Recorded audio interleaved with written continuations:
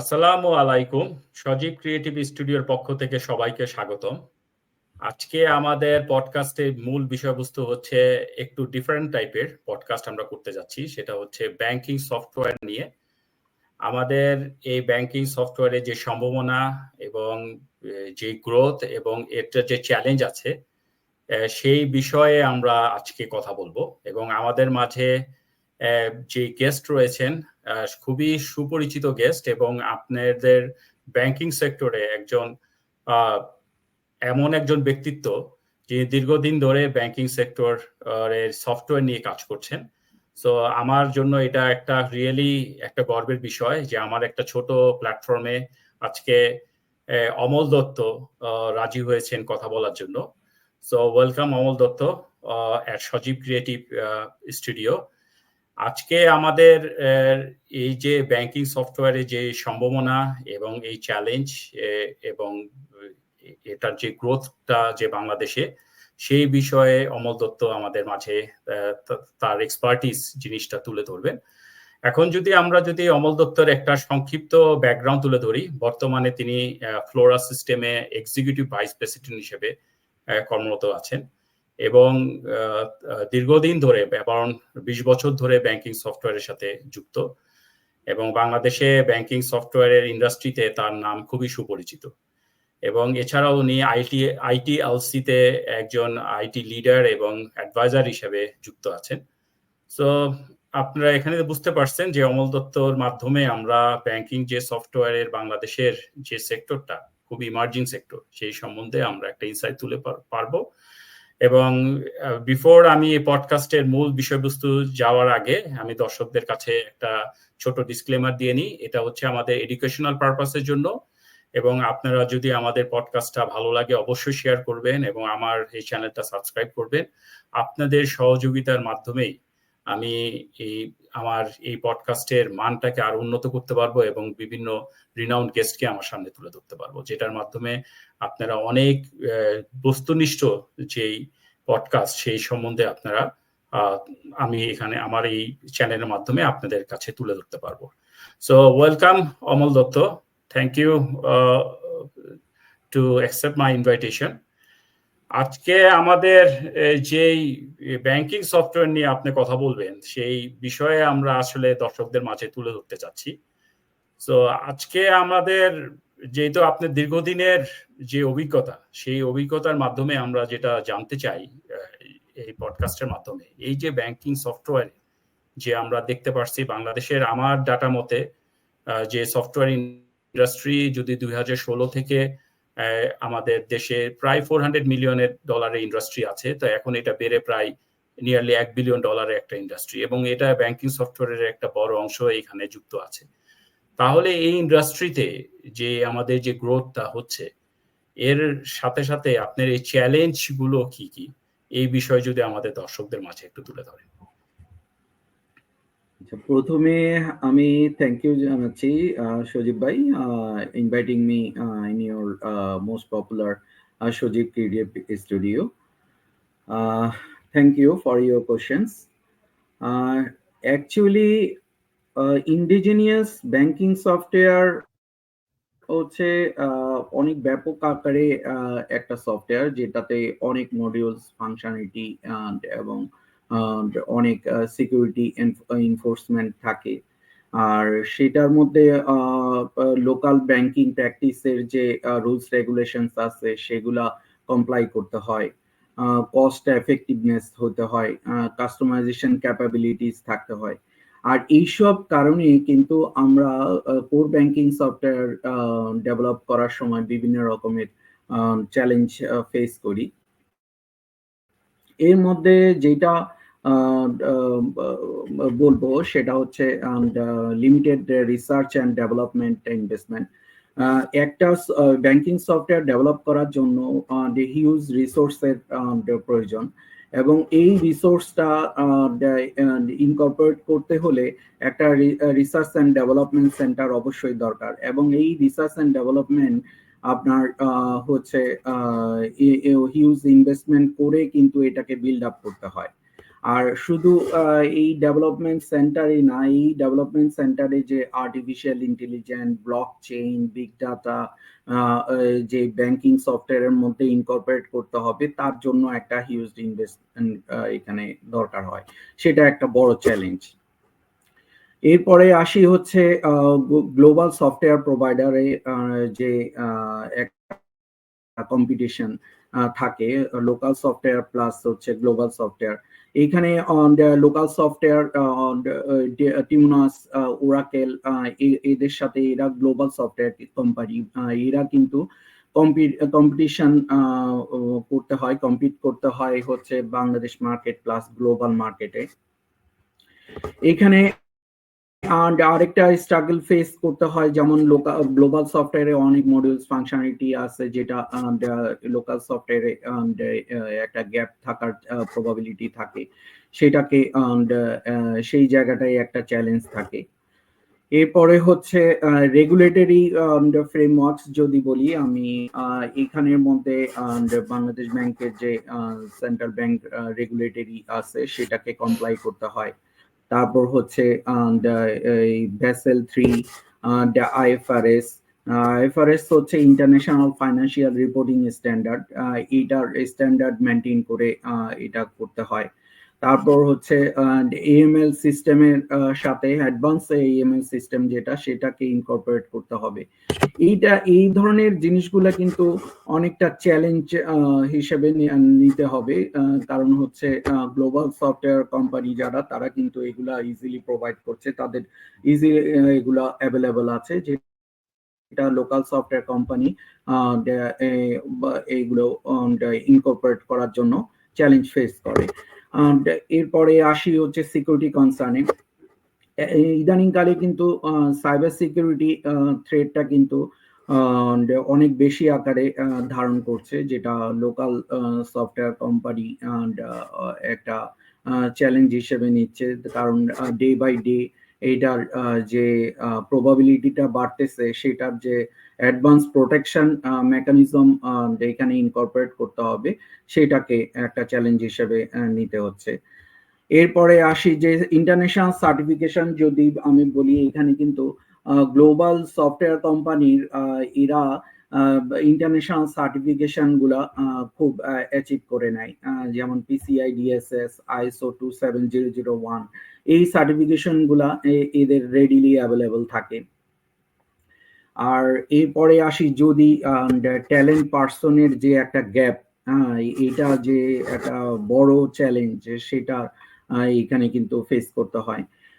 সেটা যেমন এই স্কিল প্রফেশনাল যে শর্টেজ ইন দ্য পার্টিকুলার ডোমেইনে, যদি আমি পার্টিকুলার এরিয়া বলি, যেমন treasury management, trade finance, and real time payment system, block chain, এইসব এরিয়াগুলোতে কিন্তু এক্সপার্টাইজ গুলার গ্যাপ থাকে, সেটা এবং এই রিসোর্স গুলা মার্কেটে অ্যাভেলেবল থাকে না, এইখানে একটা চ্যালেঞ্জ হিসেবে ফেস করতে হয়। এরপরে আরেকটা হচ্ছে গ্লোবাল আইটি ফার্মে যেই ট্যালেন্ট গুলা কিন্তু খুবই সহজে চলে যায়, কারণ হচ্ছে একটা অ্যাট্রাকটিভ একটা স্যালারি ওরা অফার করে। সেক্ষেত্রে লোকাল সফটওয়্যার কোম্পানিগুলা এই জায়গাটাই একটা বড় চ্যালেঞ্জ এখানে ফেস করে এই ট্যালেন্ট গুলা রিক্রুট করার জন্য। এরপরে আসি হচ্ছে এক্সিস্টিং সিস্টেমে এখানে লিগেসি ব্যাংকগুলা কিন্তু মিক্স মোডের সফটওয়্যার এরা ইউজ করে, যেমন হচ্ছে লিগেসি সিস্টেম এবং হচ্ছে মডার্ন প্ল্যাটফর্মের কিছু সফটওয়্যার ওরা ইউজ করে। সেই সফটওয়্যার এগুলার মধ্যে ইন্টিগ্রেশনটা যে এই একদম নিশ্চিত করতে হয়, সেই জায়গাটাই কিন্তু একটা বড় চ্যালেঞ্জ হিসেবে নিতে হয়। আর হচ্ছে ওরা কম্পেটিবিলিটি ইস্যুটা যে লোকাল সফটওয়্যার প্রোভাইডাররা ইন্টারন্যাশনাল কোর ব্যাংকিং সফটওয়্যারের সাথে কম্পিট করতে হয় আর কি। আর এখানে একটা রিলায়েবিলিটি বা ট্রাস্ট ইস্যুর একটা ব্যাপার থাকে, যেটা লোকাল ব্যাংকিং ইনস্টিটিউশনস গুলা লোকাল ব্যাংকিং সফটওয়্যার কোম্পানিদের উপর একটা যে ট্রাস্ট ইস্যু, সেই ট্রাস্ট ইস্যুর একটা বড় চ্যালেঞ্জ চলে আসে। এরা local banking software, local bank যারা আছে তারা একটা মানে তাদের একটা বড় কনসার্ন হচ্ছে লং টার্ম মেনটেনেন্স এই লোকাল কোম্পানি সফটওয়্যার কোম্পানিগুলা দিতে পারবে কিনা, বা তারা কোনো সাপোর্ট, অ্যাট্রাকটিভ সাপোর্ট বা এফিশিয়েন্ট সাপোর্ট এরা দিতে পারবে কিনা, এটারও একটা ব্যাপার থাকে এখানে।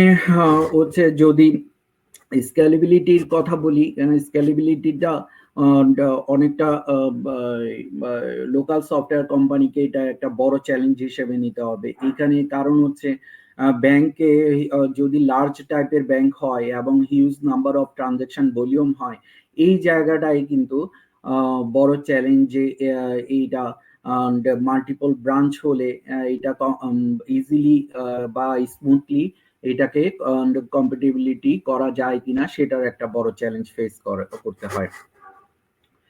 আর হচ্ছে আরেকটা যদি বলি আমি, লিমিটেড মার্কেটিং বা ব্র্যান্ড রিকগনিশনের মধ্যে, মার্কেটিং এর মধ্যে লোকাল কোম্পানিগুলা হচ্ছে যে ইনভেস্টমেন্টটা করতে হয়, সেই ইনভেস্টমেন্টটা একটু হয়তো গ্যাপ থাকে, সেই কারণে হয়তো ওই রকম ব্র্যান্ড আপনার এস্টাবলিশ হওয়ার ব্যাপারে একটু মানে প্রবলেম থাকে। সেই ব্র্যান্ডটাকে যে এস্টাবলিশ করতে হবে, সেই জায়গাটায় একটা বড় চ্যালেঞ্জ ফেস করতে হয়। আর এই যে মার্কেটিং পারপাসে যে গ্লোবাল মার্কেটে এন্টার করতে হবে, সেই গ্লোবাল মার্কেটে যে একটা ইনভেস্ট করতে হবে যে মার্কেটিং এর ব্যাপারে, সেই জায়গাটাই কিন্তু একটা বড় চ্যালেঞ্জ। এরপরে আসি হচ্ছে ইনিশিয়াল কাস্টমাইজেশন কস্টে যদি বলি আমি, এখন কোনো কাস্টমাইজেশন ব্যাংক যদি প্রোভাইড মানে রেইজ করে, সেই কাস্টমাইজেশনটা লোকাল সফটওয়্যার কোম্পানি যখন প্রোভাইড করে বা ওইটার যে ডেভেলপমেন্ট লাগে, সেই ডেভেলপমেন্টের কস্টটা কিন্তু একটু হাই হয়, যার ফলে ব্যাংকগুলা একটু হেজিটেট ফিল করে যে এটাকে অ্যাডপ্ট করার জন্য, এবং অনেক সময় তারা এটাকে কনসার্নে নেয় যে প্রজেক্টটা কি ডিলে হবে কিনা, বা বাজেটটা ওভাররান হবে কিনা, সেই ধরনের একটা কনসার্ন এখানে চলে আসে। আর এরপরে যেটা আমি বলবো সেটা হচ্ছে ইকোসিস্টেম সাপোর্ট। এখন ব্যাংকগুলো হচ্ছে টোটাল একটা ইকোসিস্টেম। এইখানের মধ্যে কিন্তু fintech platforms, payment gateway, bank এবং ফাইন্যান্সিয়াল ইনস্টিটিউশন যেটা আমরা বলছি, এবং হচ্ছে ডিজিটাল ওয়ালেট, প্রত্যেকটার সাথে ইন্টিগ্রেটেড সলিউশন এদের দরকার, ইন্টিগ্রেশন দরকার, অ্যাকাউন্টিং অটোমেটিক্যালি হবে, এবং সবকিছু হচ্ছে স্মুথলি করার জন্য কাস্টমার যেন ঘরে বসে এই ইকোসিস্টেমটা, টোটাল ইকোসিস্টেমটা ইউজ করতে পারে, সেই জন্য এখানে একটা বড় ধরনের ফিচার এখানে ইম্পোজ করতে হয়।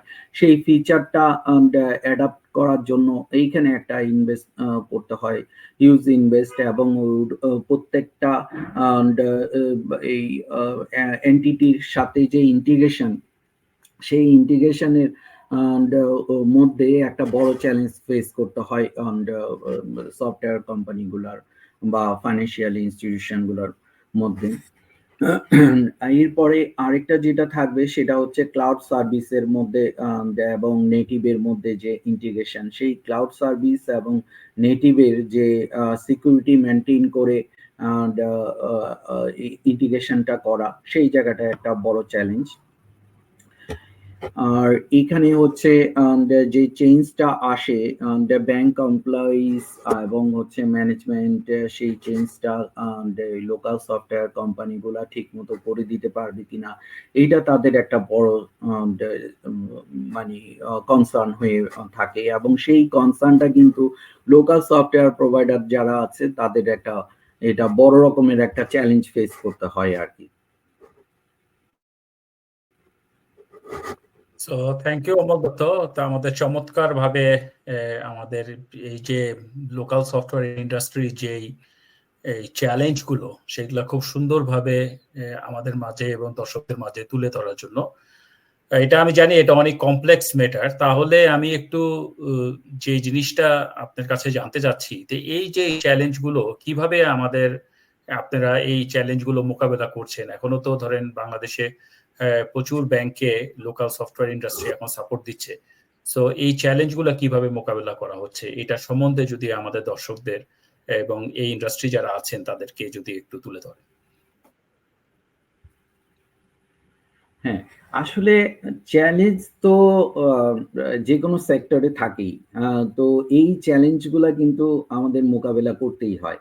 তো এখানে যদি আমি ব্যাংকিং সফটওয়্যারের কথা বলি, এখানে কিছু স্ট্র্যাটেজিক অ্যাপ্রোচে আসতে হয়। যেমন হচ্ছে মাল্টিপল স্টেক হোল্ডারদের যে ইনভলভমেন্ট, সেই ইনভলভমেন্টটা। তারপর কিছু সেক্টরে হচ্ছে গভর্নমেন্ট, তারপর প্রাইভেট সেক্টর, এগুলার যে কোলাবোরেশনটা, আর হচ্ছে একাডেমিয়া বা ফাইন্যান্সিয়াল ইনস্টিটিউশন এবং হচ্ছে ফিনটেক কোম্পানি, এগুলোর সাথে যে কোলাবোরেশনটা, সেই জায়গাটাই মেনটেন করে কিছু চ্যালেঞ্জ আমরা কিন্তু সলভ করতে পারি। এই ক্ষেত্রে আমরা যদি বলি, যদি রিসার্চ অ্যান্ড ডেভেলপমেন্টে অনেক সময় লোকাল সফটওয়্যার কোম্পানি অনেকটা সময় নিজেরাই ইনভেস্ট করে এটাকে সলভ করতে পারে, অথবা এর মধ্যে একটা ন্যাশনাল যে একটা ব্যাপার থাকে, সেটা গভর্নমেন্ট এবং প্রাইভেট দুইটা জায়গায় যদি আমরা কোলাবোরেশন ভাবে একটা ইনভেস্টমেন্ট করা যায়, তাহলে কিন্তু ফিনটেক কোম্পানিগুলা ইজিলি R&D সেক্টরে হিউজ ইনভেস্ট করতে পারে এবং এর একটা যে আউটকাম, সেই আউটকামটা ভালোভাবে চলে আসবে। আবার হচ্ছে লোকাল সফটওয়্যার কোম্পানিগুলাকে একটা যে সাবসিডিজ দেওয়া, লাইক হচ্ছে আর্টিফিশিয়াল ইন্টেলিজেন্স, ব্লক চেইন বা মেশিন লার্নিং গুলাকে ইম্পোজ করার জন্য লোকাল সফটওয়্যার, ব্যাংকিং সফটওয়্যারের মধ্যে। আর এই যে একটা ইনভেস্টমেন্ট, সেটা কিন্তু এক সময় একটা ভালো আউটকাম এইখানে চলে আসবে যখন এই সফটওয়্যারের মধ্যে ডাটা অ্যানালাইটিক্স রিপোর্ট চলে আসবে আর্টিফিশিয়াল ইন্টেলিজেন্স ইম্পোজ করে, তখন কিন্তু এইটার মানটা অনেক বেড়ে যাবে।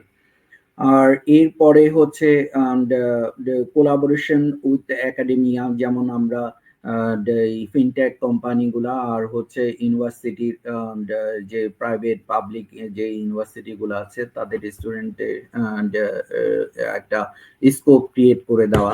এইখানে একাডেমি আর ফিনটেকের মধ্যে একটা কোলাবোরেশন ক্রিয়েট করে এইখানের যে স্কোপ, ইউনিভার্সিটি স্টুডেন্টদেরকে ইন্টার্নশিপের ব্যবস্থা করা, বা ওদের যে একটা প্রজেক্ট লেভেলের যে রিসার্চ করার একটা স্কোপ ক্রিয়েট করে দেওয়া। তারপরে অনেক সময় হ্যাকাথন অ্যারেঞ্জ করতে পারে। তারপর হচ্ছে সেই হ্যাকাথনের মাধ্যমে কিন্তু এরা অনেকটা নলেজেবল হয়ে যায়। এই ক্ষেত্রে কিন্তু রিসার্চ অ্যান্ড ডেভেলপমেন্টটা অনেকটা স্মুথ হয়।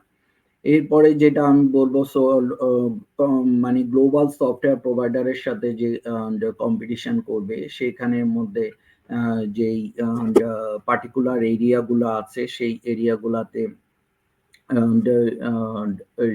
ব্যাংকিং যে নিডস, লোকাল ব্যাংকিং নিডস, সেই ব্যাংকিং নিডসটাকে ইনকর্পোরেট করে দিয়ে এটাকে মিনিমাইজ করে আনা। তারপর হচ্ছে যেই কাস্টমাইজেশন কস্ট থাকে, সেই কাস্টমাইজেশন কস্টটাকে অনেকটা সাবস্ক্রিপশন মডেল ইম্পোজ করে দিয়ে এটা একটা স্ট্র্যাটেজিক প্রাইসিং এর মধ্যে নিয়ে আসা। আর হচ্ছে অনেক সময় দেখা যায় যে গ্লোবাল যে কোম্পানিগুলো আছে, তাদের সাথে লোকাল কোম্পানিগুলো কোলাবোরেশন করে হাইব্রিড সলিউশন এখানে ইম্পোজ করতে পারে। এরপরে যদি কমপ্লায়েন্স ইস্যু বলি, সেখানে একটা টিম থাকবে, লোকাল সফটওয়্যার কোম্পানিগুলোর একটা টিম থাকে, সেই টিমটা কন্টিনিউয়াস আপনার বাংলাদেশ ব্যাংক বা সেন্ট্রাল ব্যাংকের সাথে ট্যাগ থাকে, তারা কন্টিনিউয়াসলি এটার আপডেট নেয়। যখনই একটা রেগুলেটরি রিকোয়ারমেন্ট জেনারেট করে তখনই তারা তার ওই সাথে সাথে অথবা তার আগেই তারা ইনিশিয়েটিভ নিতে পারে, এবং এই ইনিশিয়েটিভ নেওয়ার কারণে উইদিন শর্ট টাইমে এই রেগুলেটরি রিকোয়ারমেন্ট আপনার রেডিলি অ্যাভেলেবল হয়ে যায় হচ্ছে সফটওয়্যার কোম্পানিগুলোর মধ্যে। আর এই এই যে একটা বাংলাদেশ ব্যাংক এবং লোকাল কোম্পানির যে কোলাবোরেশনটা, এটা লোকাল কোম্পানিকে অনেকটা মানে লেভেলটা অনেক উপরে নিয়ে যাবে আর কি। আর এটা আর লোকাল সফটওয়্যার গুলা ব্যাংকিং কোর ব্যাংকিং সলিউশন যেটা আছে সেটা অবশ্যই মডিউলার বেস হতে হবে। আর মডিউলার বেস হলেই এই রেগুলেটরি রিকোয়ারমেন্ট ইজিলি ইম্পোজ করে ব্যাংকে ডেপ্লয় করতে পারবে। আর সিকিউরিটির মধ্যে যেটা হবে সেটা হচ্ছে যে লোকাল কোম্পানিগুলোকে আইএসও 27001 PCI DSS সার্টিফিকেশনটা অ্যাচিভ করতে হবে। এই অ্যাচিভ করে এই জিনিসটাকে ইজিলি মিটিগেট করা যায়। আর এরপরে হচ্ছে আর্টিফিশিয়াল ইন্টেলিজেন্স ড্রিভেন যে রিয়েল টাইম মনিটরিং, সেই মনিটরিংটা এখানে ইম্পোজ করতে হবে। তাহলে কিন্তু থ্রেড যে ডিটেকশন হবে, ইজিলি এটাকে থ্রেড ডিটেক্ট হয়ে গেলে এটা নিয়ে লোকাল সফটওয়্যার কোম্পানিগুলো একটা ব্যবস্থা নিতে পারবে। আর এইটাকে কন্টিনিউয়াস কিন্তু একটা অডিটের মাধ্যমে আনতে হবে, সাইবার সিকিউরিটি অডিটস। এটা লোকালও হতে পারে বা লোকাল সফটওয়্যার কোম্পানির যদি ওই রকম স্ট্যান্ড থাকে সেটা রেগুলার অডিটস করতে পারে, অথবা তারা থার্ড পার্টির কোনো এক্সপার্টের হেল্প নিয়ে এটা রেগুলার অডিট করতে পারে। আর ট্যালেন্ট গ্যাপের যে ইস্যুটা ছিল, ট্যালেন্ট গ্যাপের যে চ্যালেঞ্জ সেটাকে মোকাবিলা করতে হলে লোকাল একটা ট্রেনিং ইনস্টিটিউট, লোকাল যেসব ট্রেনিং ইনস্টিটিউট গুলো আছে সেই ট্রেনিং ইনস্টিটিউটে সফটওয়্যার ডেভেলপারদের এনকারেজ করতে হবে যে ওইখানে ট্রেনিং নেওয়ার জন্য, বা হচ্ছে ফিনটেক এবং ইউনিভার্সিটির সাথে যে একটা কোলাবোরেশন করে তাই এই কম্পিউটার সায়েন্স যে গ্রাজুয়েট বা পোস্ট গ্রাজুয়েট স্টুডেন্টরা আছে তাদেরকে ইন্ডাস্ট্রি লেভেলে এন্টার করার আগেই একটা ট্রেনিং এর ব্যবস্থা করে দিতে হবে। আর এখানে ফিনটেক এবং ব্যাংকিং সফটওয়্যারের যে ফিচার ফাংশনালিটি এবং টেকনোলজি আছে সেটাকে নলেজ শেয়ারিং এর মাধ্যমে এই রিসোর্স ডেভেলপ করতে পারবে, এবং ট্যালেন্ট এখান থেকেই কিন্তু উঠে আসবে। আর যেটা নলেজ শেয়ারিং প্ল্যাটফর্ম আরেকটা হতে পারে, যেটা হচ্ছে এক্সপার্ট লেভেল বা লিডার যে সফটওয়্যার কোম্পানিগুলোতে আছে, সেই লিডাররা ইন্টারনাল যে ফ্রেশার বা হচ্ছে মিড লেভেল যে ডেভেলপারদের আছে তাদেরকে ট্রেন আপ করতে পারে। সেই ট্রেন আপের মাধ্যমে কিন্তু ডোমেন নলেজগুলা তাদের মধ্যে চলে আসে এবং এরা এক সময় এক্সপার্টিস লেভেলে চলে আসবে। এই ক্ষেত্রে এইভাবে করে আমরা কিন্তু ট্যালেন্ট যে গ্যাপটা আছে সেটাকে আমরা মিটিগেট করতে পারবো।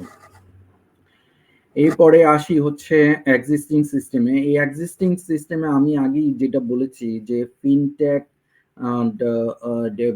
ফাইন্যান্সিয়াল ইনস্টিটিউশন এবং হচ্ছে মোবাইল ফাইন্যান্সিয়াল ইনস্টিটিউশন এবং হচ্ছে মোবাইল ওয়ালেট বা হচ্ছে থার্ড পার্টি বা গেটওয়ে, এই যতগুলো আছে এইগুলোর মধ্যে যে ইন্টিগ্রেশন ক্যাপাবিলিটি, এইটা কিন্তু লোকাল সফটওয়্যার কোম্পানিগুলা এপিআই এর মাধ্যমে একদম মিটিগেট করে ফেলছে। এখন হচ্ছে রেস্ট লেভেল এপিআই ওরা ইউজ করে এবং এই এপিআই এর মাধ্যমে ইন্টিগ্রেশনটা হয়।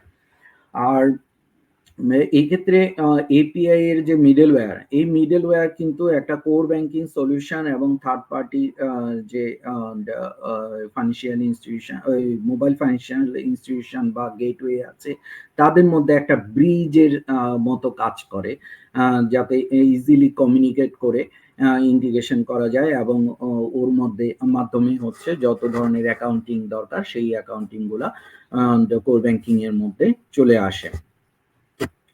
আর এই যে ইন্টিগ্রেশন করার জন্য যে ইমপ্লিমেন্টেশন টিম দরকার, সেই ইমপ্লিমেন্টেশন টিমের কিন্তু মেজরিটি পোর্শনের লাগে হচ্ছে মানে উন্নত মানের ট্রেনিং, কারণ এরা ট্রেন আপ ছাড়া কিন্তু ইন্টিগ্রেশনটা করতে পারবে না। তাহলে সেক্ষেত্রে কিন্তু আমাদের এক্সপিরিয়েন্স যারা আছে, যারা এক্সপার্ট আছে, তারা কিন্তু এই একটা মিড লেভেলের প্রোগ্রামার বা ডেভেলপারদের এইটাকে ট্রেন আপ করতে পারে যে কিভাবে এটাকে ইমপ্লিমেন্টেশন করতে হয়, ইন্টিগ্রেশন করে বোথ পার্টি বা ট্রাই পার্টি এস্টাবলিশ করতে পারবে, সেটাকে এরা ট্রেন আপ করে এক্সপার্ট লেভেল তৈরি করতে পারবে।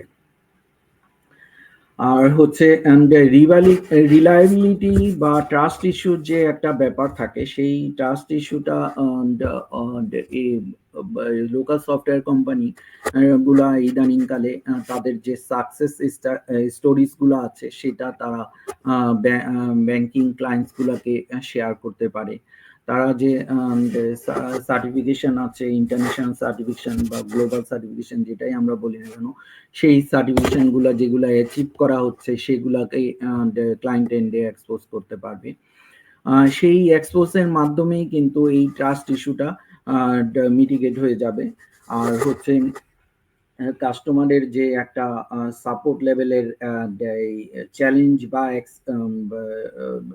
চ্যালেঞ্জ থাকে, সেটা ক্লায়েন্ট মানে মনে করে যেটা, সেই জায়গাটা মিটিগেট করতে হলে আমাদের যে পোস্ট ইমপ্লিমেন্টেশন সাপোর্ট, সেই পোস্ট ইমপ্লিমেন্টেশন সাপোর্টটা যদি একটু লং টাইম দেওয়া যায়, তাহলে কিন্তু একটা বিল মানে ট্রাস্ট চলে আসবে, বড় ধরনের একটা ট্রাস্ট ইস্যু চলে আসবে, যে ট্রাস্টটা করা যাবে আর কি লোকাল সফটওয়্যার কোম্পানির উপর, এবং এটা একটা ফেথ ক্রিয়েট হবে। এরপরে যেটা বলবো যে স্কেলেবিলিটি চ্যালেঞ্জ, সেই চ্যালেঞ্জটা আমরা ক্লাউড বেসড যদি আগে থেকেই সফটওয়্যারটা ডেভেলপমেন্ট বা কিভাবে আর্কিটেকচারটা ডিফাইন করা যায় সেইভাবে করে যদি আপ টু ডেট করে রাখি, সেই জায়গাটায় কিন্তু আমাদের ক্লাউড বেসড সলিউশনটার জন্য রেডি হয়ে যাবে। এই ক্ষেত্রে এইভাবেই করেই আমরা কিন্তু স্কেলেবিলিটির যে চ্যালেঞ্জটা সেটাকে আমরা মিটিগেট করতে পারবো। আর আরেকটা জিনিস হইতেছে টোটাল লোকাল ব্যাংকিং সফটওয়্যারটা মানে মাইক্রো সার্ভিস বেসড হতে হবে। মাইক্রো সার্ভিস বেসড হয়ে গেলে তখন কিন্তু যে কোনো মডিফিকেশন আমরা কিন্তু ইজিলি ইন্টিগ্রেট করতে পারবো উইদিন শর্ট টাইমের মধ্যে। আর এরপরে যেটা হবে যে স্ট্রেস টেস্টিং, কন্টিনিউয়াস হচ্ছে স্ট্রেস টেস্টিং এর করতে হবে সফটওয়্যার কোম্পানিগুলা, যে তারা লার্জ ভলিউম অফ ট্রানজেকশন আর মাল্টিপল ব্রাঞ্চ বা লার্জ ভলিউম অফ ব্রাঞ্চ যেন সাপোর্ট করে, সেই ক্যাপাবিলিটি যেন থাকে, সেই স্ট্রেস টেস্টিং এর মাধ্যমে কিন্তু এটাকে এনশিওর করে এইটার জন্য যত ধরনের ব্যবস্থা নেওয়া দরকার সেভাবে কিন্তু সলভ করে ফেলতে পারবে। এরপরে যেটা মার্কেটিং এর ইস্যু আসে, সেই যে চ্যালেঞ্জটা ব্র্যান্ড যে এস্টাবলিশ করতে হয়, সেই এস্টাবলিশের ইস্যুটা অনেকটা এইভাবে মিটিগেট করা যায় যে একটা ক্যাম্পেইনের মাধ্যমে যেই সাকসেস স্টোরি গুলো আছে সেই সাকসেস স্টোরি গুলা হাইলাইট করা, এবং হচ্ছে এটা লোকালি হতে পারে অথবা গ্লোবালি হতে পারে। গ্লোবাল কোনো সেমিনার লোকাল কোম্পানিগুলো অ্যাটেন্ড করে সেই জায়গাটাই লোকাল সফটওয়্যারের যে প্রেজেন্টেশনটা সেটা যদি দেওয়া যায় এবং সফটওয়্যার ফাংশনালিটি সম্বন্ধে যদি বিশদ আকারে বর্ণনা করা যায়, তাহলেও কিন্তু এই মার্কেটিং টা অনেক দূর এগিয়ে যাবে। আর একটা ব্র্যান্ড কিন্তু এর মাধ্যমে কিন্তু দাঁড়িয়ে যাবে। আর ব্র্যান্ড এস্টাবলিশ হলে লোকাল এবং গ্লোবাল মানে বোথ ফাইন্যান্সিয়াল ইনস্টিটিউশনস আর ইন্টারেস্ট হবে যে এই সফটওয়্যার নেওয়ার জন্য। আর এই ক্ষেত্রে কিন্তু আরেকটা জিনিস করা যায়, যেটা গ্লোবাল কোম্পানি এবং লোকাল কোম্পানির মধ্যে যে একটা পার্টনারশিপ, সেই পার্টনারশিপের মাধ্যমে এই মার্কেটিংটাও ভালোভাবে এস্টাবলিশ করা যায়, যাতে অনেক সময় দেখা যায় যে একটা ব্যাংকিং সফটওয়্যারের অনেকগুলা পেরিফেরালস থাকে, সেই পেরিফেরালস গুলা সব সময় আপ টু ডেট থাকে না বা হচ্ছে গ্যাপ থাকে। তখন সেক্ষেত্রে গ্লোবাল কোম্পানি যেগুলো আছে সেই গ্লোবাল কোম্পানির পেরিফেরালস গুলা এই লোকাল কোম্পানির যে সফটওয়্যার কোর ব্যাংকিং সফটওয়্যার আছে সেখানে যে ইজিলি ইন্টিগ্রেট করা যায়, সেই জায়গাটাই কিন্তু কাজ করলে তারা তখন গ্লোবাল পার্টনার এবং লোকাল পার্টনার বোথ আর doing the marketing for each other. এরপরে আসি হচ্ছে যে কাস্টমাইজেশন কস্টটা। সেই কাস্টমাইজেশন কস্টের মধ্যে যদি এটা মডিউলার বেস হয়, রিউজেবল মডিউলস হয়, বা ফাংশনালিটি গুলা, মেথড গুলা যদি রিউজেবল করা যায়, এখানে কিন্তু এই ডেভেলপের যে ডিউরেশনটা সেটা অনেকটা মিনিমাইজ হয়। এই ক্ষেত্রে এইটাতেও কিন্তু কাস্টমাইজেশন কস্টটা অনেকটা মিটিগেট হয়ে আসে। আর তখন কিন্তু খুব কম প্রাইসিং এ এটা অফার করা যেতে পারে। আর হচ্ছে অ্যাজাইল মেথোডোলজি এখানে ইম্পোজ করতে পারে, যেটা ইনক্রিমেন্টাল সলিউশন ডেলিভারি করা, বা এইখানের মধ্যে যে ডেভেলপমেন্ট আছে সেটা অ্যাজাইল ডেভেলপমেন্টের মাধ্যমে করা। এই ক্ষেত্রে ওই প্রাইসিংটা তখন রিডিউস হয়ে যায়।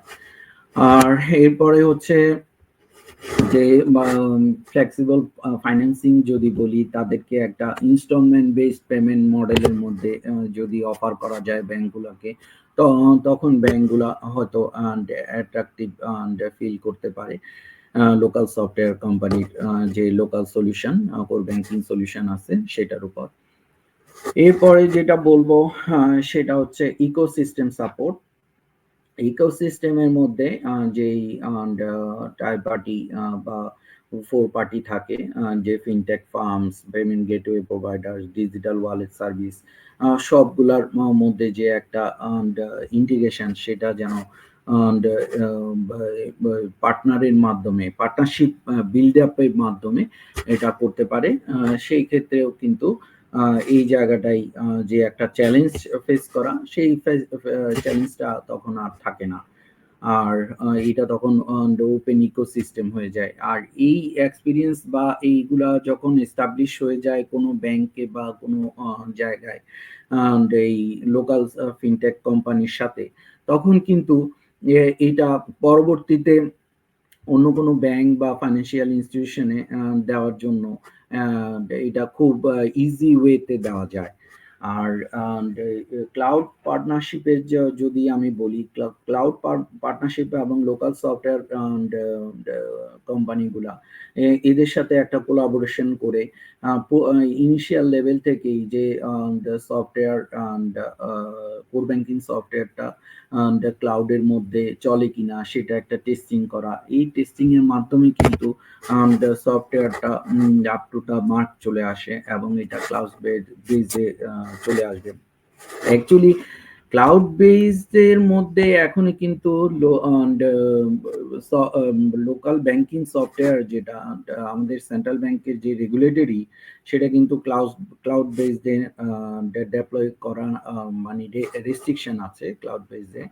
তো সেই রেস্ট্রিকশনটা আপাতত আছে, হয়তো ফিউচারে এটা আমাদের ওপেন হয়ে যেতে পারে। তখন যেন এই লোকাল সফটওয়্যার কোম্পানিগুলা ইজি ওয়েতে ওই জায়গায় ডেপ্লয়মেন্ট করতে পারে, সেই জায়গাটায় আগে থেকে ইনিশিয়েটিভ নিয়ে নিলে এই জায়গাটায় তখন আর চ্যালেঞ্জটা থাকবে না আর কি। আর এরপরে আসি হচ্ছে চেঞ্জ ম্যানেজমেন্ট। যদি আমি চেঞ্জ ম্যানেজমেন্টটা একটা ডকুমেন্ট আকারে ক্লায়েন্ট থেকে অ্যাডপ্ট করে নিই এবং সেই ডকুমেন্টটার অনুযায়ী যদি চেঞ্জটা কমপ্লিট করা হয় লোকাল ব্যাংকিং সফটওয়্যারে এবং ওটাকে ডেভেলপ করার পরে ক্লায়েন্ট এন্ডে ডিপ্লয় করে তাদের যে ওয়ার্কফোর্স আছে বা ব্যাংক এমপ্লয়িজদেরকে এটা নিয়ে একটা ট্রেন আপ করা বা হচ্ছে ওয়ার্কশপ করা, সেই ওয়ার্কশপগুলো যদি করা যায় তখন আর চেঞ্জ ম্যানেজমেন্টের যে একটা চ্যালেঞ্জ সেই জিনিসটা অনেকটা মিটিগেট হয়। তারপর এই যে চেঞ্জগুলো আসে এগুলো অনেক সময় লোকাল সফটওয়্যার কোম্পানিগুলা এটা পাইলট প্রজেক্ট হিসেবে নিতে পারে। এই পাইলট প্রজেক্টের মাধ্যমে কিন্তু এই সফটওয়্যার ডেভেলপ করে উইদিন শর্ট টাইমের মধ্যে ডেপ্লয় করতে পারবে। আর এরপরে আসি হচ্ছে স্টেক হোল্ডার এঙ্গেজমেন্ট। সেই স্টেক হোল্ডার এঙ্গেজমেন্ট গুলা নিশ্চিত করতে হবে যারা হচ্ছে ডেভেলপার আছে, তারপর হচ্ছে ব্যাংকের এমপ্লয়ি আছে, টেস্টার আছে, সবার মধ্যে একটা কোলাবোরেশন বিল্ড আপ করতে হবে যে সে তার মাধ্যমে কিন্তু এই চেঞ্জ ম্যানেজমেন্টটা অনেকটা মিটিগেট হয়ে যাবে, যে চ্যালেঞ্জটা থাকবে সেটা অনেকটা মিটিগেট হয়ে যাবে। So thank you. আপনি চমৎকার ভাবে যে বাংলাদেশের লোকাল সফটওয়্যারের যে চ্যালেঞ্জগুলো এবং এই চ্যালেঞ্জগুলো কিভাবে মোকাবেলা করা যায় এটা খুব সুন্দরভাবে দর্শকদের মাঝে এবং যারা এই সংশ্লিষ্ট ইন্ডাস্ট্রিতে আছেন তাদেরকে খুব সুন্দরভাবে বুঝিয়ে বলার জন্য। তো এখন আমরা আসলে একটু জানতে চাবো যে এই যে কোর ব্যাংকিং সিস্টেমটা, এই যে সিস্টেমটা ডেভেলপমেন্টটা, যেটা অনেকের মাঝেই একটা সংশয় আছে যে এটা সিকিউরিটি নিয়ে যে লোকাল যে সফটওয়্যারদের যে ঝুঁকিটা আছে, সো এই কোর ব্যাংকিং সিস্টেমটা কিভাবে মেনটেন হয় এটা যদি একটু সংক্ষেপে আমাদের দর্শকদের মাঝে এটা একটু তুলে ধরেন। আসলে হচ্ছে সফটওয়্যার ডেভেলপমেন্ট যে অ্যাক্টিভিটিস গুলা সেখানে হচ্ছে এটার অনেকগুলা ফ্যাক্টর এখানে কাজ করে। যেই সিবিএস ডেভেলপমেন্ট হয় সেইখানের মধ্যে একটা টেস্টিং ইস্যু থাকে, ডেভেলপাররা ডেভেলপ করে, তারপর প্রপার মেনটেনেন্স এখানে করতে হয়, স্টেবিলিটি, স্কেলেবিলিটি, কনসিস্টেন্সি সবকিছু চেক করতে হয়। আর এখানে যেটা প্রথমেই আসে সেটা হচ্ছে ইনফ্রাস্ট্রাকচার ম্যানেজমেন্ট। এই ইনফ্রাস্ট্রাকচার ম্যানেজমেন্টের যেটা থাকে সেটা হচ্ছে ভার্চুয়ালি কন্টেনারাইজেশন করা। এখানে অনেক সময় দেখা যায় যে ফিজিক্যাল সার্ভার থাকে বা ভিএমওয়্যার থাকে, সেই ভিএমওয়্যারের সার্ভার এনভায়রনমেন্টটা এখানে ক্রিয়েট করা যায়। এরপরে যেটা বলা যায় যে সেটা ক্লাউড বেজে যদি দেওয়া হয় তো ক্লাউড বেজের মধ্যে এখানে ডেপ্লয় করা যেতে পারে। আর এখানের মধ্যে ব্যাকআপ সিস্টেম অবশ্যই মেনটেন করতে হয়, যে রেগুলার যে সোর্স কোড ব্যাকআপ বা হচ্ছে ডাটাবেসের যে ব্যাকআপ সেই জিনিসগুলা এখানে অবশ্যই মেনটেন করতে হয়। আর এরপরে যেটা বলবো ভার্সন কন্ট্রোলিং। ভার্সন কন্ট্রোলিং এর মাধ্যমে কিন্তু এটা অনেকটা মিটিগেট হয়। সেই ভার্সন কন্ট্রোলিং এর যে টুলস থাকে যেমন এসবিএন হতে পারে, গিট হতে পারে, সেই তার মাধ্যমে কিন্তু সোর্সগুলা ভার্সন কন্ট্রোলিং করে। আর হচ্ছে এর গিটের মধ্যে অনেক সময় ব্রাঞ্চ ম্যানেজ করেও কিন্তু এই সোর্স কন্ট্রোল প্রিজার্ভ করা যায়।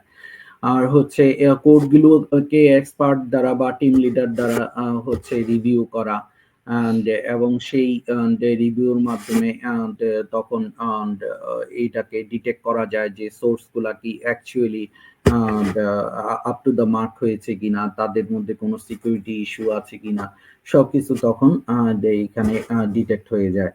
এবং কোডগুলা যখন ফাইনাল রিভিউ হয়ে গেল তখন হচ্ছে এরা কমিট করলে সেটাই একমাত্র এসবিএন এ চলে যায়।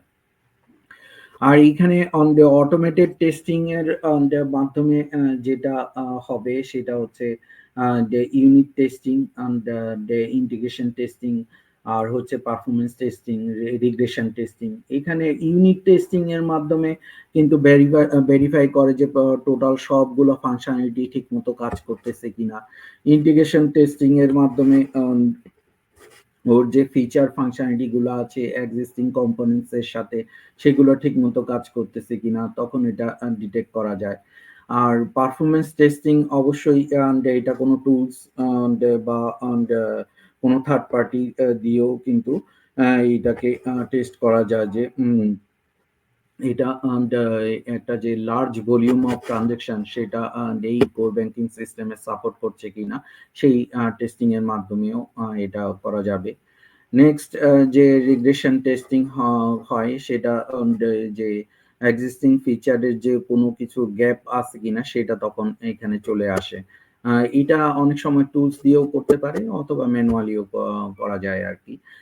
এরপরে যেটা বলবো সেটা হচ্ছে ডেভেলপমেন্টের যে বেস্ট প্র্যাকটিস, সেটা সব সময় হচ্ছে কন্টিনিউয়াসলি ডেভেলপ করা এবং কন্টিনিউয়াসলি ইন্টিগ্রেশন এবং হচ্ছে কন্টিনিউয়াস হচ্ছে অপারেশন করা, এবং এটা দেখা টোটাল ফিচার ফাংশনালিটি গুলা ঠিক মতো কাজ করতেছে কিনা, সেই ফিচার ফাংশনালিটি গুলা ক্লায়েন্ট যেটা ইউজ করে সেইটা সাথে কমপ্লাই করতেছে কিনা, তাদের এক্সপেকটেশন মিট করতেছে কিনা। আর কোডের যে সোর্স কোডটা লেখা হয় সেটা মানে একটা স্ট্যান্ডার্ড মেনটেন করতে হয়, যেমন হচ্ছে নেমিং কনভেনশন হতে পারে, কমেন্টস হতে পারে, বা আর্কিটেকচারটা ঠিক মতো বিল্ড আপ করা হয়েছে কিনা সেই জায়গাটাই একটা ফোকাস করতে হয়। ডকুমেন্টেশনের মধ্যে এটা তো অবশ্যই করতে হয়, ডকুমেন্টেশনটা অবশ্যই জরুরি। এখানের মধ্যে ডকুমেন্টেশন প্রতিটা স্টেপে লাগে, যেমন হচ্ছে development, testing, marketing, tender, each and every ফেজে কিন্তু ডকুমেন্টেশনটা মাস্ট। আর এরপরে হচ্ছে সিকিউরিটি এঙ্গেজমেন্ট। সিকিউরিটি এঙ্গেজমেন্টের জন্য আমরা যেটা করতে পারি সেটা হচ্ছে টেস্টিং করে প্রত্যেকটা স্টেজে যে টেস্টিংটা করবে সেই টেস্টিং এর মাধ্যমে কোনো সিকিউরিটি থ্রেট আছে কিনা সেই জায়গাটাই আইডেন্টিফাই করা, এবং সেই আইডেন্টিফাই এর মাধ্যমে কিন্তু এইগুলাকে অ্যাভয়েড করা যাবে, যাতে কোনো আনঅথরাইজড অ্যাক্সেস যেন এখানে না হয়। আবার অনেক সময় দেখা যায় যে ডেভেলপমেন্টের একটা এনভায়রনমেন্ট থাকে, টেস্টিং এর একটা এনভায়রনমেন্ট থাকে, ডেভেলপমেন্ট রিসোর্স আলাদা এবং টেস্টের রিসোর্স আলাদা। এই ডেভেলপমেন্ট রিসোর্স এবং টেস্টের রিসোর্সকে কিন্তু টোটালি সেগ্রিগেট স্টেজে রাখতে হবে। কেউ যেন হচ্ছে বিশেষ করে হচ্ছে টেস্ট টিম কখনো ডেভেলপমেন্ট এনভায়রনমেন্টে অ্যাক্সেস করতে পারবে না, এই ক্ষেত্রে অ্যাক্সেস কন্ট্রোলের মাধ্যমে এটা নিয়ন্ত্রণ করতে হবে। আর নেক্সট হচ্ছে মনিটরিং এবং মেনটেনেন্স। এই মনিটরিং টা করতে হবে অনেক সময় এই লোকাল সফটওয়্যার কোম্পানিগুলা তাদের একটা সফটওয়্যার ডেভেলপ করে ইস্যু ট্র্যাকার হিসেবে। ইস্যু ট্র্যাকার অনেক সময় এই ব্যাংকিং সেক্টর থেকে বা হচ্ছে ফাইন্যান্সিয়াল ইনস্টিটিউশন থেকে যে ইস্যুগুলো রেজ হয় সেই ইস্যু রেজ গুলো ডাইরেক্টলি এই ইস্যু ট্র্যাকারের মধ্যে তারা রেজ করে দিতে পারে। তাহলে হচ্ছে যেটা মোবাইল ফোনে কমিউনিকেশন করার দরকার বা ইনস্ট্যান্ট ফিজিক্যালি আসা দরকার সেই জিনিসটা আর করতে হচ্ছে না, এই সফটওয়্যারের মাধ্যমে এটা অটোমেটিক্যালি চলে আসতেছে হচ্ছে local software, core banking software development কোম্পানির যে সাপোর্ট সেই সাপোর্ট টিমের কাছে। সেই সাপোর্ট টিম তখন যদি তাদের থেকে এটাকে রিজলভ করা যায় সেটা তো রিজলভ করে দিল, আর যখন এটা রিজলভ না হয় তখন এটা এসকেলেট করে দেয় যে ডেভেলপার কাছ থেকে। ডেভেলপার তখন সেটাকে টোটাল ইনভেস্টিগেট করে তখন মিটিগেট করে এই সলিউশনটা তখন ওদেরকে প্রোভাইড করে। আর এইটাও যখন দেওয়া হয় রিজলভটা, সেটাও ইস্যু ট্র্যাকারের মাধ্যমে দেওয়া হয়, তাতে হচ্ছে তাদের যে মনিটরিং বা যে ইস্যু রেইজের যে পরিমাণটা সেটাও কিন্তু টোটালি মনিটরিং করা যায়, এবং এটার যে সলিউশনটা আসলো সেটা কয়টা ইস্যু আছে, কয়টা ইস্যু সলভ হয়েছে সেটাও টোটালি মনিটরিং করা যাচ্ছে। আর হচ্ছে এই মনিটরিং বা ইস্যুর জন্য যে লগটাও কিন্তু মেনটেন করতে হয়, and লগটা ইন ফিউচার হয়তো কোনো কোশ্চেন রেজ হতে পারে যে এই ইস্যুটা দেওয়া হয়েছিল, সেই ইস্যুটা আদৌ রিজলভ হয়েছে কিনা, সেটা অনেক সময় লগ থেকে তখন ডিটেক্ট করে এটা বলে দিতে পারবে। আর হ্যাঁ, এটা কন্টিনিউয়াসলি একটা রেগুলার আপডেটের মধ্যে থাকতে হয় ডেভেলপমেন্ট এনভায়রনমেন্টে অনেক সময় দেখা যায় যে অপারেটিং সিস্টেমের একটা আপডেট থাকে, বা হচ্ছে যেসব লাইব্রেরি বা ফ্রেমওয়ার্ক ইউজ করছে, যারা হচ্ছে ওন লাইব্রেরি বা ওন ফ্রেমওয়ার্ক ইউজ করছে তাদের হয়তো আপ টু ডেট করতে হয় না, কিন্তু যারা থার্ড পার্টি কোনো লাইব্রেরি বা থার্ড পার্টি কোনো ফ্রেমওয়ার্ক ইউজ করতেছে তাদেরকে অবশ্যই এটাকে আপ টু ডেট করতে হবে রেগুলার আপডেটের মাধ্যমে। So thank you Amal Dutta, এটা চমৎকার ভাবে আমাদের দর্শকদের মাঝে এবং স্পেশালি এই যারা এই আইটি সেক্টরের সাথে সংশ্লিষ্ট তাদেরকে খুব সুন্দরভাবে বুঝিয়ে বলার জন্য যে কিভাবে এই কোর ব্যাংকিং সিস্টেমের যে এনভায়রনমেন্টের মধ্যে সাথে কিভাবে মেনটেন হয় সেটাকে বিভিন্ন প্রসেসের মাধ্যমে বিভিন্ন স্টেপগুলোকে খুব সুন্দরভাবে বুঝিয়ে বলার জন্য। এখন আমরা প্রায় আমাদের অনুষ্ঠানের শেষ পর্যায়ে চলে আসছি। তো আমাদের এই শেষ পর্যায়ে আপনার কাছে আমার যে প্রশ্নটা আছে, যেহেতু আপনি দীর্ঘদিন ধরে এই ইন্ডাস্ট্রির সাথে যুক্ত প্রায় 20 বছর ধরে এবং ব্যাংকিং সফটওয়্যার ডেভেলপমেন্ট করছেন বিভিন্ন ব্যাংকিং প্রতিষ্ঠান ছাড়াও অ্যাডভাইজার হিসাবে এই আইটি সেক্টরে বিভিন্ন জায়গায় আপনি অ্যাডভাইজিং করে থাকছেন। তো এই আমাদের দেশে যে ইয়ং জেনারেশনরা আছে, এই যে যারা ধরেন অনেকেই পাবলিক প্রাইভেট ইউনিভার্সিটি এবং অনেক ভোকেশনাল ট্রেনিং ইনস্টিটিউশনের মধ্যে যে অনেক শিক্ষার্থী ভাই বোনরা কম্পিউটার সায়েন্স বা কম্পিউটার রিলেটেড যারা কাজ করতেছে বা যারা পড়াশোনা করতেছে, এই যে সফটওয়্যার ডেভেলপমেন্ট যে ইন্ডাস্ট্রিটা আমাদের এত একটা সম্ভাবনা ইন্ডাস্ট্রি, তো এই ইন্ডাস্ট্রিটাকে আপনার তাদের মাঝে কিভাবে আপনার পরামর্শটা কি এবং এই ইন্ডাস্ট্রিটার গ্রোথটাকে আপনি কিভাবে দেখতেছেন ফিউচারে, সেটা যদি আমাদের দর্শকদের মাঝে এবং আমাদের শিক্ষার্থী ভাই বোনদের মাঝে যদি একটু তুলে ধরেন। অবশ্যই হ্যাঁ, এখানে আমার ফার্স্ট মেসেজ থাকবে যে যারা এখন ইউনিভার্সিটির কারেন্ট স্টুডেন্ট বা ফ্রেশ গ্রাজুয়েট হয়ে গেছে তাদের কাছে, যে ইনিশিয়াল লেভেলে বা এই যে একাডেমিক লেভেলে অবশ্যই তাদের একাডেমিক যে সাবজেক্টগুলো আছে, তাদের যে ডোমেইন যেগুলো আছে সেগুলার যে নলেজ, অবশ্যই সেটাকে ক্লিয়ার এবং হচ্ছে আন্ডারস্ট্যান্ডিংয়েবল বা হচ্ছে ক্লিয়ার কনসেপ্ট ওদেরকে অ্যাডপ্ট করতে হবে, যাতে বেসিক যে জিনিসটা আছে সেই বেসিকটা ক্লিয়ার হয়ে যাবে।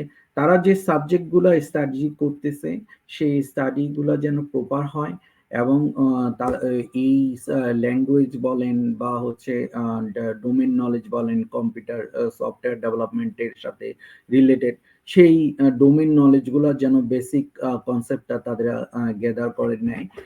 আর এরপরে যখন গ্রাজুয়েশন বা পোস্ট গ্রাজুয়েশন হয়ে যাবে, একাডেমিক থেকে তারা প্রফেশনালিজমে এন্টার করতে চাইবে, তখন তার আগেই আমি বলবো কিছু এফেক্টিভ কোর্স করা, যেমন হচ্ছে ESP.NET উইথ C# বা .NET কোর ব্লেজর টেকনোলজি মধ্যে, বা জাভা অথবা হচ্ছে অ্যান্ড্রয়েড, iOS মোবাইল অ্যাপস যদি বলি, সেই সব ডোমেন নলেজ গুলা আরো এক্সপার্টাইজ লেভেলে কিভাবে এটা ইউজ করা যায়, লোকাল যে ইনস্টিটিউশন গুলো আছে সেই ইনস্টিটিউশনে কিছু কোর্স করা, সেই কোর্সের মাধ্যমে সার্টিফিকেশনও পেলো, আর হচ্ছে কোর্সের মাধ্যমে তারা অ্যাডভান্স নলেজ গুলো পেলো। অনেক সময় এই লোকাল ইনস্টিটিউশনের মধ্যে যারা সফটওয়্যার প্রফেশনাল আছে, এক্সপার্টাইজ আছে, তারা কিন্তু ওইখানে যে ট্রেন আপ করায়, সেই ট্রেনিং গুলা যদি আগে থেকে পেয়ে যায়, তখন কিন্তু এই প্রফেশনাল যে সেক্টরে এন্টার করবে বা এই সফটওয়্যার কোম্পানিগুলোর মধ্যে তখন যারা এন্টার করতে যাইবে, তখন তারা একটা স্টেজ ওখানে এক্সপোজ করতে পারবে যে তারা মোটামুটি একটা এক্সপার্টাইজ হয়ে আসছে, এবং ওই এক্সপার্টাইজের ভিত্তিতে কিন্তু তারা একটা ভালো অবস্থানে এখানে এন্টার করতে পারবে লোকাল সফটওয়্যার কোম্পানিগুলোর মধ্যে। আর লোকাল সফটওয়্যার কোম্পানিও এর মাধ্যমে কিন্তু একটা ভালো রিসোর্স ইজিলি মানে গ্র্যাব করতে পারবে আর কি। Thank you. Thank you, Shojib Bhai, and thank you for the audience. Those are listening more patience রেখে যে এরা আমাদের কথা শুনেছে, সেজন্য অনেক ধন্যবাদ। থ্যাংক ইউ অমল দত্ত, চমৎকার ভাবে আমাদের যে পরামর্শটা দেওয়ার জন্য। এবং আপনার কথার মাধ্যমে আমি যেটা বুঝতে পারলাম সেটা হচ্ছে যে যেটা যারা ছাত্রছাত্রীর ভাই বোনরা আছেন বা এই আইটি সেক্টরে যারা আছেন তাদেরকে আপনার যে উপদেশ সেটা হচ্ছে যাতে শর্ট ওয়েতে না শিখে বিভিন্নভাবে কম্পিটেন্ট হওয়ার জন্য যত ধরনের সার্টিফিকেশন দরকার সেগুলোকে শিখে ফেলা এবং পড়ার সাথে সাথে, এবং এর ফলে দেখা যাবে যে ইন্ডাস্ট্রিতে মানে ইন্টার করাটা অনেক ইজি হয়ে যাবে একটা বেসিক নলেজের ফাউন্ডেশন থাকার ফলে।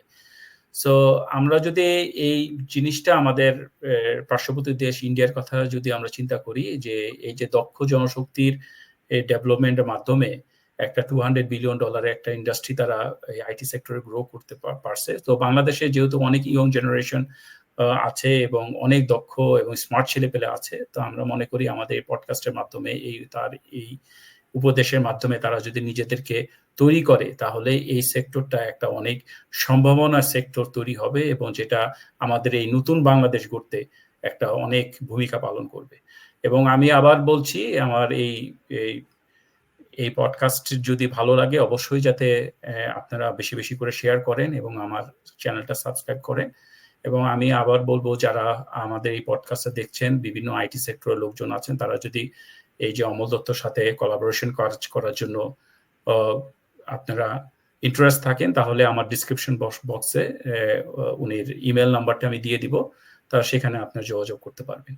তাহলে আজকে আমাদের এই পডকাস্ট এখানেই শেষ। হয়তোবা ভবিষ্যতে আবার নতুন কোনো অতিথি নিয়ে নতুন কোনো টপিকস নিয়ে আপনাদের মাঝে হাজির হব।